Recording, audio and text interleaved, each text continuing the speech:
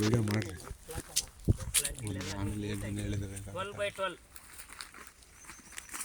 ಹಿಂಗೆ ಮಾರ್ಕ್ ಮಾಡ್ಕೋಬೇಕು. 12x12 12x12 mark ಮಾಡ್ಬಿಟ್ಟು ಡಿಗ್ ಹೊಡೆದ್ಬಿಟ್ಟು ಡ್ರಿಲ್ಲರಲ್ಲಿ ಡಿಗ್ ಹೊಡೆದ್ಬಿಟ್ಟು ಗೊಬ್ಬರ ಹಾಕ್ಬಿಟ್ಟು ಅದಕ್ಕೆ ಕೂರಿಸ್ಬಿಟ್ಟು ನೀವು ಒಂದು ಏನಪ್ಪ ಮಾಡಬೇಕು ಅಂತ ನಾವೇನು ಹೇಳ್ತೀವಿ ಅಂದರೆ 12x12 ಹೊಡೆದ್ರೆ ಈಗ ಫಾರ್ ಎಕ್ಸಾಂಪಲ್ ನಿಮ್ಗೆ ಆಗಲಿಲ್ಲ ಅಂದರೆ ಈ ಸೆಂಟ್ರ್ ಪಾಯಿಂಟಲ್ಲಿ ಒಂದು ಪಿಟ್ ಹೊಡಿಸ್ತೀವಿ.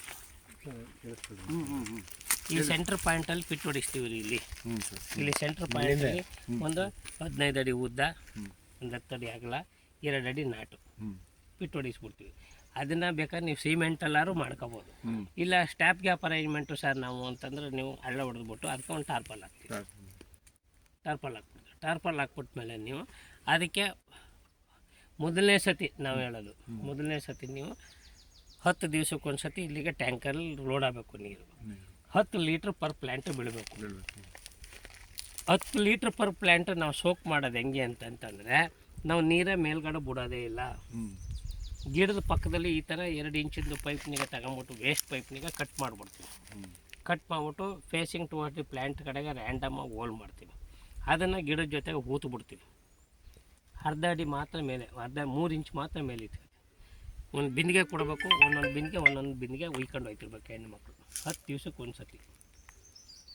ಮೊದಲನೇ ತಿಂಗಳು 10 ದಿವ್ಸಕ್ಕೆ ಒಂದು ಸತಿ ಉಯ್ಕೊಂಡು ಹೋಗ್ಬೇಕು. 2ನೇ ತಿಂಗಳು 15 ದಿವ್ಸಕ್ಕೆ ಒಂದು ಸತಿ ಉಯ್ಕೊಂಡು ಹೋಗ್ಬೇಕು.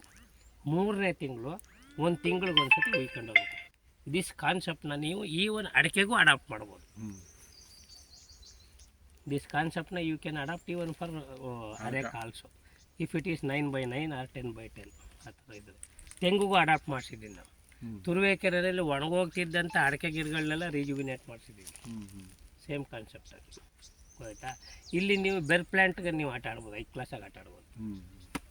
ಫಸ್ಟ್ ಅಲ್ಲಿ ಏನು ಮಾಡೋದು ಸರ್? ಅಲ್ಲಿಗೆ ನಿಮಗೆ 2ರ ಮಧ್ಯೆ ಒಂದು ಪೇರು ಡ್ರಿಪ್ ಲೈನರೆಲ್ಲ ನೀರು ಕೊಡ್ಬೋದು ಅಂತಂದರೆ ನೀವು ಡ್ರಿಪ್ ಲೈನರಲ್ಲಿ ನಾನು ಏನು ನೀರು ಕೊಡ್ಬೋದು ಸರ್ ಇಲ್ಲಿಗೆ ಅಂತಂತಂದರೆ ಒಂದು ಪೇರ್ ಮಾಡಿಸ್ತೀನಿ ನಾನು ನಿಮಗೆ. ಆ ಒಂದು ಪೇರಲ್ಲಿ ಒಂದು ಡ್ರಿಪ್ ಲೈನರ್ ಮಾಡಿಬಿಡೋದು. ನೀವು ಯಾವಾಗ ಅಡಿಕೆ ಲಾಕ್ ಮಾಡಿಬಿಟ್ಟು ಅದಕ್ಕೊಂದು ಸತಿ ರನ್ ಔಟ್ ಮಾಡ್ಬೋದು. ಒಂದು ಸತಿ ನೀವು ಅದಕ್ಕೆ ನೀರು ಔಟ್ ಮಾಡಿ ನೀವು ಕೊಟ್ಟು ನೀವು ಮಾಡ್ಕೊಂಬಿಟ್ರೆ ಅಡಿಕೆಯಲ್ಲಿ ಪಿಕಪ್ ಆಯ್ತದೆ. ಏನಿಲ್ಲ, ಕೆಪಿಲರಿ ಆ್ಯಕ್ಷನಲ್ಲಿ ನೀರು ಹೋಯ್ತಾ ಇರುತ್ತೆ ಎಲ್ಲ ಕಡೆಗೂ. ಅದೇನು ಅಲ್ಲೇ ಬಿಡಬೇಕು, ಅದ್ರ ಬುಡದ ಹತ್ರನೇ ಬಿಡಬೇಕು ಅಂತೇನಿರಲ್ಲ ಆಯಿತಾ. ಸೊ ಈ ಥರ ಮಾಡ್ಕೊತೀನಿ ಅಂತಂದರೆ ಇದಕ್ಕೆ ಐಡಿಯಾ ಹೇಳ್ತೀನಿ. ಒಂದು ಪೇಪರು ಪೆನ್ನು ಕೊಟ್ಟು ಬಂದೇ ಕೊಟ್ಬಿಡ್ತೀನಿ. ಲಾಸ್ಟಿಗೆ ಮಾಡೋಣ. ಇದೆಲ್ಲ ಮಾಡಿರಿ ಏನಿಲ್ಲ, ಈ ಕ್ಲಾಸ್ ಹೇಳ್ಬೋದು. ಬಟ್ ಇದರಲ್ಲಿ ಔಟ್ಪುಟ್ ಗೊತ್ತಿರಲಿಲ್ವ ಮಾವಲ್ಲಿ ಅಂತ ನನ್ನ ಕ್ವಶನ್. ಔಟ್ಪುಟ್ಟು ಚೆನ್ನಾಗಿತ್ತು, ಭಾಳ ಸೂಪರ್. ಆದರೆ ಸೆಟ್ ಆಗ್ತಿದ್ದಿಲ್ಲ. ಏನು ಗೊತ್ತಾ, ನಾನು ಫೋನ್ ಬಂದಿದೆ ಎಲ್ಲಿಂದ ಗೊತ್ತಾ, ಹೈದರಾಬಾದ್. ಎಷ್ಟು ಒಂದು 80,000 ಕೊಟ್ಟಿದ್ದೀವಲ್ಲ ಫುಲ್ ಸತಿ ಅಂತ. ಈಗ ಹೈದರಾಬಾದಿಂದ 3 ಅಡಿಗೆ ಹಾಕೊಂಡ ಬಿಡ್ಬೇಕು ಆ ಗಿಡನ ಲೈನ್ಗೆ. ಯಾವ ಗಿಡ ಸರ್? ನಾನೊಂದು ಗಿಡ ಹೇಳ್ತೀನಿ. ಇಲ್ಲಿಂದ ಹಿಂಗೆ 3 ಅಡಿಗೆ ಹಾಕೊಂಡೋಗೋದು ಒಂದು ಪೇರ್. ಆ ಪೇರ್ ಮಧ್ಯೆ ಒಂದು ಡ್ರಿಪ್ಪರು ಅಷ್ಟೇನೆ, ಇನ್ನೇನು ಬೇರೆ ಏನು ಬೇಕಾಗಿಲ್ಲ. ಅಲ್ಲಿಗೆ ಅದು ಅಡಿಷನಲ್ ಒಂದು ನೀವು ಲ್ಯಾಟ್ರಲ್ಸ್ನಿಗೆ 1.5 ಇಂಚು 1.5 ಅಡಿಗೆ ಒಂದೊಂದು ಡಿಸ್ಚಾರ್ಜ್ ಆಗುತ್ತಲ್ಲ, ಅದನ್ನು ಹಾಕ್ಬೇಕು. ಅಥವಾ 2 ಅಡಿಗೆ ಡಿಸ್ಚಾರ್ಜ್ ಆಗೋದು ಹಾಕ್ಬೇಕು ಇಲ್ಲಿ. ಅದನ್ನು ಹಾಕೊಂಬಿಟ್ರೆ ನೀವು ನಿಮ್ಮ ಅಡಿಕೆ ಗಿಡ ಬದುಕಿಸ್ಬೇಕು. ಯಾಕೆ ಅಂದರೆ ಒಂದು 4 ತಿಂಗಳು ಆದಮೇಲೆ 5 ತಿಂಗಳಾದಮೇಲೆ ಎವ್ರಿ 4 ಮಂತ್ಸ್ ಸತಿ ಕಟ್ ಮಾಡಿ ಅರಗಬೇಕಾದ್ರೆ ಅರಗ ತಗೊಳ್ಳಿ. ಬೇಡ ಅಂದರೆ ರಸ ಸಾಕ್ತೀನಿ ರಸ ಸಾಕೊಳ್ಳಿ.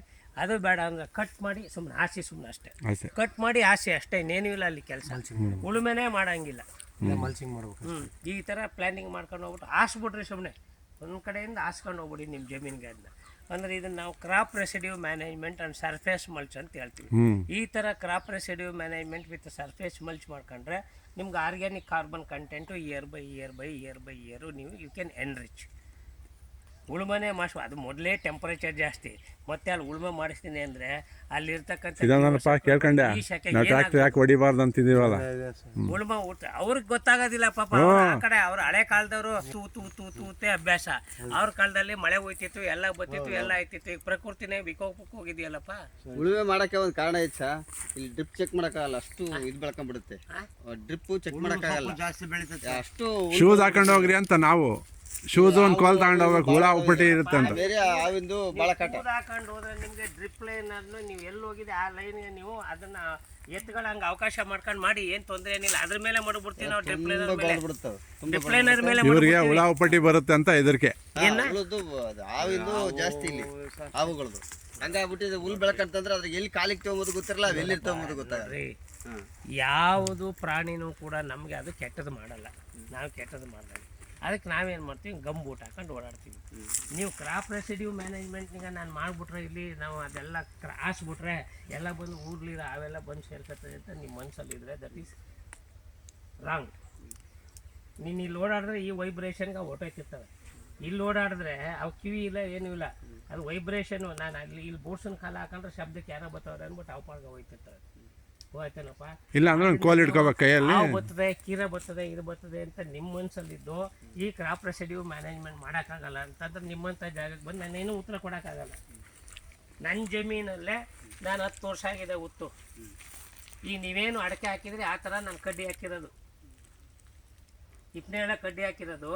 ನೀವೇನು ಅಡಕೆ ಹಾಕಿದ್ದೀರ ಆ ಥರ ಅಡಕೆ ಕಡ್ಡಿ ಹಾಕ್ಬಿಟ್ಟು ನಾನು ಮರಗಡ್ಡಿ ಮಾಡ್ಕೊಂಬಿಟ್ಟು ನೀವು ಕೆಳಗಡೆ ಬಂದು ನೋಡಿದ್ರೆ ಏನೇ ಕಾಡು ಥರ ಅದ ಅಂತೀರಿ, ಮೇಲ್ಗಡೆ ನೋಡಿದ್ರೆ ನೀವು ಮಲಿಕೋಬೋದು. ಇಪ್ಪನೇಳೆ 1 ಎಕರೆಗೆ 300 ಮೂಟೆ ಮೇಯಿಸ್ತೀವಿ, 250 kg ಗೂಡು ತೆಗ್ತೀವಿ ನಾವು.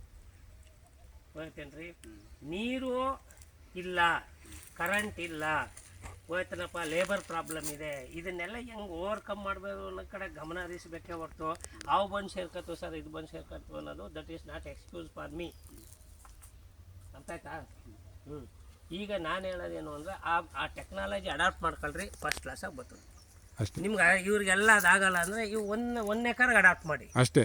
1 ಎಕರ್ಗೆ ಅಡಾಪ್ಟ್ ಮಾಡಿಬಿಟ್ಟು ನೀವು ಯು ಅಬ್ಸರ್ವ್ ದಿ ಥಿಂಗ್ಸ್.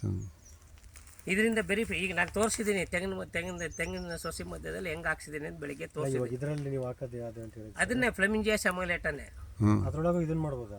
ಅರಗನು ಮಾಡ್ಕೋಬೋದು ನೀವು ಬೇಕಾದ್ರೆ, ಹೌದು, ಅರಗನು ಬೆಳಿಬೋದು. ನಾನು ಹೇಳ್ತಾ ಇರೋದು ಒಂದು ವೇಳೆ ಅರಗ ಬೇಡ, ನನಗೆ ಅಡಿಕೆ ಉಳಿಸ್ಕೋಬೇಕು ಅಂದರೆ ಎವ್ರಿ 4 months ಒಂದ್ಸತಿ ಬಂದಮೇಲೆ ಇನ್ಸಿಟಿವ್ ಗ್ರೀನ್ ಮೆನ್ಯೂರಿಂಗ್ ಅಂತ ನಾವು ಕರೆಯೋದು. ಆ ಇನ್ಸಿಟಿವ್ ಗ್ರೀನ್ ಮೆನ್ಯೂರಿಂಗ್ ಅರ್ಧ ಅಡಿ ಬುಡಿ ಕಟ್ ಮಾಡಿ ಆಸೆ ಸುಮ್ಮನೆ ಮಧ್ಯೆ ಒಂದೇ ಡ್ರಿಪ್ ಲೈನರ್ ಬಡಿ ಪೇರ್ಡು ಅಂತ ಹೇಳ್ತೀವಿ. ಅಲ್ಲಿ ನಿಮಗೆ ಚೆನ್ನಾಗಿ ಅದು ತನುವಾಗಿ ಬೆಳೆದ್ಬಿಟ್ಟ ಅಂತ ನಿಮ್ಗೆ ಅಡಕೆ ಗಿಡನೂ ಚೆನ್ನಾಗಿ ಬರ್ತಿರುತ್ತೆ. ಬೇರು ನೀರು ಹುಡಿಕೊಂಡು ಹೋಯ್ತದೆ ಹೊರತು ಬೇರೆ ಜಾಕ್ ನೀರು ಬಿಡಬಾರ್ದು. ಅದನ್ನು ಹೈಡ್ರೋಟ್ರೋಪಿಸಮ್ ಅಂತ ಕರಿತೀವಿ ಇಂಗ್ಲೀಷ್ಲಿ. ಚೆನ್ನಾಗಿದೆ ಜಾಗ ಮಾತ್ರ. ನಾನು ಮೊದಲೇ ಬಂದಿದ್ರೆ ಇಲ್ಲಿ ನಿಮ್ಗೆ ಅಡಕೆನೇ ಹಾಕ್ತಿರ್ಲಿಲ್ಲ, ನಾನು ಅಡಕೆನೇ ಹಾಕ್ತಿರ್ಲಿಲ್ಲ ರೀ. ಎಲ್ಲ ಬೈ ಸಿಲ್ಕಂಡ್ ಲ್ಯಾಕ್ ಹೇಳಿ ಮಾಡಿಸ್ತೀನಿ. ಸಿಲ್ಕಂಡ್ ಲ್ಯಾಕು ಟಚ್ ಬಿಸಾಕ್ಬಿಡ್ತಾ ಇದ್ದೆ. ಬಟ್ ಒಂದ್ಸಲಿ ಇಲ್ಲಿ ನೋಡಿದ್ರೆ ಗೊತ್ತಾಗುತ್ತೆ, ನೀವು ತುಂಬ ಅಟೆಂಪ್ಟ್ ಮಾಡ್ತಾಯಿದ್ದೆ, ಎಲ್ಲ ಮಾಡ್ತಾಯಿದ್ದೆ. ಬಟ್ ಸೂರ್ಯ ಭಗವಾನ್ಗೆ ಅಗೇನೆಸ್ಟ್ ನಾವೇನು ಮಾಡ್ತೀವಿ. ಅದು ಎಲ್ಲ ಹೇಳ್ತಾ ಇದೆ ನೋಡಿ, ಅದು ಯೆಲ್ಲೋ ಕಲರ್ ಎಲ್ಲ ಆಗ್ತಾ ಇದೆಯಲ್ಲ, ಅದೆಲ್ಲ not because of the nitrogen deficiency, ಅದು ಇದು ಅಂತ ಕಳ್ಕೊಬೇಡಿ, because of high temperature. But ಚೆನ್ನಾಗಿ ಭೂಮಿ ಮಾತ್ರ ಎಡಗೈ ಲೀಟ್ರ್ ಬೆಳಿಬೋದು ಅಷ್ಟಂತೂ ಗ್ಯಾರಂಟಿ ಕೊಡ್ತೀವಿ. ಎಷ್ಟು ಬೋರ್ವೆಲ್ ಇದೆ ಇಲ್ಲಿ? 7. ಬಟ್ ಯೂಸ್ ಅಲ್ಲಿ ಇರೋದು ಬರೀ 3. ಸಮ್ಮರ್ ಅಲ್ಲಿ ಏನು ರನ್ 4 ಹೊಡಿತಾವ ಸರ್, 4 ಪಕ್ಕ. ಇನ್ನು 3 ಸ್ವಲ್ಪ ಕಮ್ಮಿ ಸರ್. ಪುಣ್ಯಾತ್ಮ ಸೃಷ್ಟಿ ಹಬ್ಬ ಬಂದ್ರೆ ಅವನಿಗೆ ಪೂಜೆ ಮಾಡಕ್ಕೆ ಹೋಗ್ತಿದ್ರಿ. ನಮ್ಮ ಜಮೀನಿಗೆ ದೇವ್ರು ಬರಲಿ ಬಿಡು, ಕಚ್ಬಿಟ್ಟದ ನನ್ನ ಯಾವೊಂದು ಏನು ನೋಡಪ್ಪ. ನನ್ನ ಜಮೀನಲ್ಲಿ ನಾನು ಹಿಂಗೆ ಹೋಗ್ತಿರ್ತೀನಿ, ಅದನ್ನೇ ಹೇಳ್ತೀನಿ ಕೇಳು. ಈ ಮರ ಅದೆಲ್ಲ ನೋಡ, ಈ 1.5 ಈ ಇಷ್ಟು ಉದ್ದ ಇದ್ದಾಗ ಅದು ನನಗೆ JCPಲಿ ಹೊಡೆಯೋಕೆ ಸಿಕ್ಕಿದ್ದು. JCPಲಿ ಏನೋ ತೆಗಿಸೋವಾಗ ನಾನು ಅವ್ರಿಗೆ ಹೇಳ್ತೀನಿ, JP ಎತ್ತಾನೆ ಅದರಲ್ಲಿ ಬಡ್ದಾಕ್ಬಿಡ್ತೀನಿ. ಹೊಡಿಬೇಡ, ಅದು ನನಗೆ ಬಿಡು, ಅದನ್ನ ಯಾಕೆ ಹೊಡಿತೀನಿ ನೀನು, ಅದು ಹೊಡಿಬಿಡು, ಅದು ಸತ್ರ ನಾನು ಹೊಡೆ ಸಾಯಿಸ್ಲಿ ಬಿಡಿ, ಹೊಡಿಬೇಡ ಅಂತ. ಇವತ್ತಿನ ಪರಿಸ್ಥಿತಿಲಿ ಅವು ಈ ದಪ್ಪ ಇದೆ. ನಾನು ಹೋಯ್ತಾ ಇದ್ದರೆ ಒಂದೊಂದು ಟೈಮ್ ನನ್ನ ಕಣ್ಣು ಕಾಣಿಸ್ಕೊಳ್ತದೆ, ಹಿಂಗೆ ಹೋಯ್ತಿರ್ತೀನಿ, ಪಕ್ಕದಲ್ಲಿ ಬರ್ತದೆ ನಾಯಿ ಬಂದಂಗೆ, ವಾಕಿಂಗ್ ಬಂದಂಗೆ ಬರ್ತದೆ. ಏನು ಮಾಡಲಿ ನಾನು, ಸಾಯಿಸ್ಬಿಡ್ಲಾ? ಇದುವರೆಗಾಯಿತು ನಮ್ಮ ಜಮೀನಲ್ಲಿ ಒಬ್ಬರಿಗೆ ಏನೂ ಮಾಡಿಲ್ಲ ಅದು. ಬಟ್ ಅದ ನನ್ನ ಜಮೀನು, ನನ್ನ ಜಮೀನು ಅದೇ ಯಾಕೆ ನೋಡ್ಕೊತಾ ಇರಬಾರ್ದು? ಆ ಥರ ನೀವು ಅದನ್ನು ಯಾವತ್ತೂ ಯಾವುದೇ ಪ್ರಾಣಿಗಳನ್ನ ಕೆಟ್ಟದು ಅಂತ ಹೇಳಕ್ಕೆ ಹೋಗ್ಬೇಡ್ರಿ. ಮಾನವನೇ ಕೆಟ್ಟ ಜೀವಿ ಇಲ್ಲಿ, ಬೇರೆ ಯಾರೂ ಅಲ್ಲ ಇದು. ಹೋಯ್ತೇನಪ್ಪ? ಆದ್ದರಿಂದ ನೀವು ಪ್ರಕೃತಿಗೆ ಪೂರಕವಾದಂಥ ಕೆಲಸ ಮಾಡ್ಕೊಂಡು ಈಗ ನೀವು ಅಲ್ಲೆಲ್ಲ ಹಂಗಂಗೆ ಬಿಡೋದು ಬದಲು ಅದನ್ನೇ ಕ್ಲೀನಾಗಿ ಸ್ವಲ್ಪ ಕ್ಲೀನಾಗಿ ಮಾಡಿದ್ರೆ ಅದು ನೀರು ಎವಾಪರೇಟ್ ಆಗಲ್ಲ, ಡ್ರೈ ಆಗಲ್ಲ. ಆಗ ಈಗ ನೀವು ಡಿಸ್ಚಾರ್ಜ್ ಮಾಡ್ತಾ ಇರೋ ಸರ್ಫೇಸಲ್ಲೇ ಅಲ್ವಾ, ಈಗ ನೀವು ಮಾಡ್ತಾ ಇರೋ ನೀರಲ್ಲಿ 1.5 ಲೀಟ್ರ್ ನೀರು ಬಿಡ್ತಾ ಇದ್ದೀನಿ ಅಂತಂತಂದರೆ ಅಲ್ಲಿಗೆ 1500 ml ಆಯಿತು. 1500 ml ಅಲ್ಲಿ ಈ ಟೆಂಪರೇಚರ್ಗೆ 1200 ml ಲಾಸ್ ಆಯ್ತದೆ, ಎವಾಪರೇಟ್ ಆಯ್ತು. ಇನ್ನು ನಿಮ್ಗೆ ಗಿಡ ಸಿಗೋದು 300 ml, ಅದಕ್ಕೆ ಅದು ಒಣಗ್ತಾ ಇರೋದು. ಅದು ಆವಿ ಆಗದೆ ಇದ್ದಂಗೆ ಇರಲಿ ಅಂತ ಹೇಳ್ಬಿಟ್ಟು ನೀವು ಆ ಥರ ಆರ್ಸೋದು ಕಲ್ತ್ಕೊಳ್ಳಿ. ನಾನು ಹೇಳೋದೇನಪ್ಪ ಇಗ್ಲೆಲ್ಲ ಹೇಳಲ್ವಾ, ಹುಲ್ಲಿರ್ಲಿ ಬಿಡಪ್ಪ, ಹುಲ್ಲು ನಮಗೆ ಒಳ್ಳೇದು ಮಾಡುತ್ತೆ ಕೆಟ್ಟದ್ದು ಮಾಡಲ್ಲ ಅಂತ ಸ್ಟಾರ್ಟಿಂಗ್ ಇಂದಾನು ಹೇಳ್ತಾ ಇದ್ದೀನಲ್ಲ. ಮಾಡ್ಕೊಳ್ಳಿ. ಈಗ ನಾವು ಇದೆಲ್ಲ ಪೂರ್ತಿ ಕಟಿಂಗ್ ಮಾಡಿಸಿ ಇವಾಗ ಸಮ್ಮರಲ್ಲಿ ಏನು ಮಾಡ್ಸಲ್ಲ ಸರ್, ಡಿಸ್ಟರ್ಬ್ ಹಂಗೆ ಇಂಥ ಏರಿಯಾಕ್ಕೆ surface mulch is the best answer. ಹೌದು ಇನ್ಯಾವುದೂ ಅಲ್ಲ. ಹೌದು, ಕರೆಕ್ಟ್, 100%. ಮಲ್ಚೇ ಬೆಸ್ಟ್ ಆನ್ಸರ್. ಕಿರಣಕ್ಕೆ ಆ ಥರ ಅವಾಯ್ಡ್ ಮಾಡಬೇಕು ನೀವು. ಬಟ್ ಮಣ್ಣು ಚೆನ್ನಾಗಿದೆ. ಈಗ ಸುತ್ತ ಒಂದು ಲೈನ್ ಫುಲ್ 20 ಗ್ಲಿನ್ಸಿಡಿ ಹಾಕೊಂಡ್ಬಂದ್ಬಿಟ್ಟು ರೆಡ್ ಸ್ಯಾಂಡಲ್. ನೀವೇನು ಇಲ್ಲಿ ಇನ್ಕಮ್ ಜನರೇಟ್ ಮಾಡ್ತೀರಾ ಸ್ವಾಮಿ, ಅದನ್ನ 15ನೇ ವರ್ಷಕ್ಕೆ ಅದ್ರಲ್ಲಿ ಕೊಟ್ಬಿಡ್ತೀನಿ.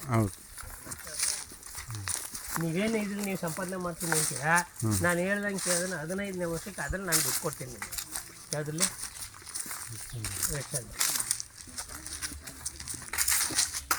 ಸರ್ಕಸ್ ಮಾಡ್ತಾ ಇದ್ದೀರಾ, ಇದ್ರಲ್ಲಿ 30% ನನಗೆ ನೀವು ಎಫರ್ಟ್ಸ್ ಹಾಕಿದ್ರೆ ತಿಂಗಳಿಗೊಂದ್ಸತಿ ಇನ್ಕಮ್ ಕೊಡ್ತೀನಿ. ಆಯ್ತು ಹೇಳಿ ಸರ್, ಅದೇ ಮಾಡೋಣ. ಗ್ರೀನ್ ಮೆನ್ಯೂರ್ ಬೆಳೆಯಬಹುದು, ಇನ್ಸಿಟಿವ್ ಗ್ರೀನ್ ಮೆನ್ಯೂರ್. ನೀವು ಏನಾದ್ರು ಇಲ್ಲ sir we will go for lac also, you can take lac also. Lac ಏನು ಅಂದರೆ ಎಲ್ಲ ಜಾಗದಲ್ಲಿ ಇರಲ್ವಲ್ಲ.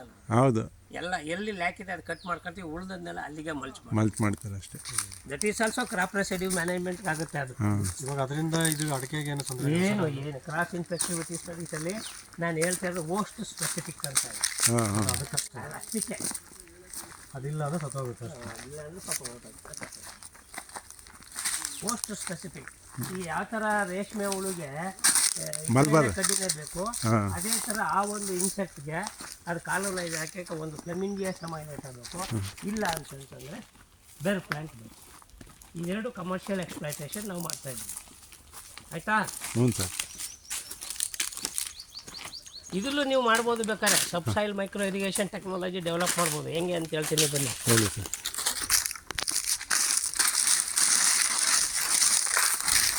ಈ ಮೈಕ್ರೋ ಟ್ಯೂಬ್ ಇದೆಯಲ್ಲ, ಇಲ್ಲಿ ಒಂದು ಪೈಪ್ ಊತ್ಬಿಡೋದು. ಈ ಪೈಪಲ್ಲಿ ಊತ್ಬಿಟ್ರೆ 3 ಇಂಚು ಮೇಲೆ ಹಾಕ್ಬಿಟ್ಟು ಊತ್ಬಿಟ್ಟು ಹೋಲ್ ಮಾಡ್ಬಿಡೋದು ಈ ಕಡೆಗೆ, ಈ ಕಡೆಗೆ. ಇಲ್ಲಿ ಪೈಪ್ ಉಳೋದು ಅಂತಂದ್ರೆ ಯಾವುದು, ನೀವು ಬರೀ 1.5 ಇಂಚಿಂದು ಹಾಕಿ ಸಾಕು, 2 ಇಂಚ್ ಬೇಡ. ಇಲ್ಲಿ ಇದೇ ಮೈಕ್ರೋ ಟ್ಯೂಬ್ ಒಳಾಕ್ಬಿಡ್ಬಿಡ್ರಿ. ಕರೆಕ್ಟ್. ಅಲ್ಲೇ ಸ್ಲೋ ಆಗಿ ವಾಟರ್. ಆವಾಗ ಆ ಮೈಕ್ರೋ ಟ್ಯೂಬಲ್ ಇಲ್ಲಿ ಮೇಜರ್ ಚಾಲೆಂಜ್ ಏನಪ್ಪಾ ಅಂತಂದ್ರೆ ಟ್ರ್ಯಾಕ್ಟರ್ ಹೊಡಿತಾರಲ್ಲ ಅದೇ ಬರೋದು. ಅದನ್ನು ಹೊಡಿಸಲ್ವಲ್ಲ ಟ್ರ್ಯಾಕ್ಟರ್. ಇವಾಗ ನಾವು ಹೊಡಿಬೇಡ್ರಿ ಅಂತಿದ್ವಿ, ಇವಾಗ ಇಲ್ಲಿ ಅನಿವಾರ್ಯಕ್ಕೆ ಏನ್ ಮಾಡ್ತಾರಪ್ಪ ಅಂತಂದ್ರೆ ಆವಾಗ ಒಂದ್ ಸೈಡ್ ಹೊಡಿಸಿ. ಒಂದ್ ಸೈಡ್ ಯಾವ ಪೈಪ್ ಇರುತ್ತೆ ಆ ಸೈಡ್ ಬಿಡ್ಬಿಡ್ರಿ, ಒಂದ್ ಸೈಡ್ ಹೊಡಿಸಿ ಹಿಂಗೆ. ಅದನ್ನ ನೀವು ಡಿಸೈನ್ ಮಾಡ್ಕೋಬೇಕು, ಅಲೈನ್ ಮಾಡ್ಕೋಬೇಕು ನೀವು. ನಾವು ಟ್ರ್ಯಾಕ್ಟರ್ ಹೊಡಿಸಲ್ಲ, ಭೂಮಿ ಪರ್ಚದೇ ಇಲ್ವಲ್ಲ ನಾವು, ನಮ್ಮೇದಲ್ಲಿ ಭೂಮಿ ಪರ್ಚದೇ ಇಲ್ಲ. ನಾವು ಅದಕ್ಕೆ ಹಾಳು ಮಾಡ್ಕೋಬಾರ್ದು. ನೋಡೋಣ ದೇವ್ರು ಮುಂದಕ್ಕೆ ಏನು ಕೊಡ್ತಾನೆ ಯಾರು ಗೊತ್ತಪ್ಪ, ಹೌದಲ್ವಾ? ಇರೋದು ಹಾಳು ಮಾಡ್ಕೋಬಾರ್ದು. ಅದು ನಾನು ಹೇಳೋದು ನಿಮಗೆ. ಇವಾಗ ನನಗೆ ಹೆಂಗೆ ಸರ್, ನಿಮ್ಮ ಭೂಮಿ ಹೊರವಾಗುತ್ತೆ. ಅರ್ಥ ಆಯ್ತೇನಪ್ಪ? ಸರ್. ಬಟ್ ಹಾಕ್ಬಿಟ್ಟಿದ್ದೀರ ಪಾಪ. ಹಾಕಿರೋದನ್ನ ನಾವು I don't want to approve the suggest approve the things, ಹೌದಲ್ವಾ? ಅದು ಉಳಿಸಿ 3 ವರ್ಷ ನಾವು ಮೇಂಟೈನ್ ಮಾಡ್ತೀವಿ, ಹಾಗೆ ಹೀಗೆ ಅಂದ್ಬಿಟ್ಟು ಗಿಡ ಎಲ್ಲಾನು ತಂದು ನೆಟ್ಬಿಟ್ಟು 50,000 ರೂಪಾಯಿ ನಂಗೆ ನಿಮ್ಗೆ 1 ಎಕರೆಗೆ 4 ಎಕರೆ ಇದ್ರೆ 2 ಲಕ್ಷ ಈಸ್ಕೊಂಡು ಹೊಟ್ಟೋಯ್ತಾನೆ. ಮತ್ತೆ ಅವ ಫೋನೇ ಎತ್ತಲ್ಲ. ಅರ್ಥ ಆಯ್ತಾ? ಇದು ನಾವು ಅಬ್ಸರ್ವ್ ಮಾಡಿದ್ದೀವಿ. Many complaints are there. ಮಾಡ್ಬೋದು, ಒಳ್ಳೆ ಕೆಲಸ ಮಾಡ್ಬೋದು. ಬಂದು ಫೈನ್ ಆಗಿದೆ ಜಾಗ. ಆಯಿಲ್ ಮಾತ್ರ ಎಕ್ಸಲೆಂಟ್. ಬಟ್ ಸಿಕ್ಕಾಪಟ್ಟೆ ಗೊಬ್ಬರ ಕೇಳುತ್ತೆ. ಈ ಜಮೀನಿಗೆ ನೀವು ಗೊಬ್ಬರ ಹಾಕ್ತಿದ್ರೆ, ಹಸಿರೆಲೆ ಗೊಬ್ಬರ, ನೀವು ಎರೆಹುಳು ಗೊಬ್ಬರ ಅದು ಇದು ಹಾಕ್ತಿದ್ರೆ ಈ ಜಮೀನು ಬೆಳೆಯೋಕ್ಕಾಗಲ್ಲ. ಗೊಬ್ಬರ ಹಾಕ್ಬಿಟ್ರೆ ಮಾತ್ರ ಬೇರೆ ಜಮೀನು ಬೆಳೆಯೋದಕ್ಕಿಂತ ಎದ್ದು ಕೂತ್ಬೇಕು ಕ್ರಾಪ್. ಆಮೇಲೆ ಈ ಗ್ರೀನ್ ಸಿಡಿಯ ಗಿಡದ ಇಂಥವನ್ನೆಲ್ಲ ಕಟ್ ಮಾಡಿ ಹಾಕ್ರಿ.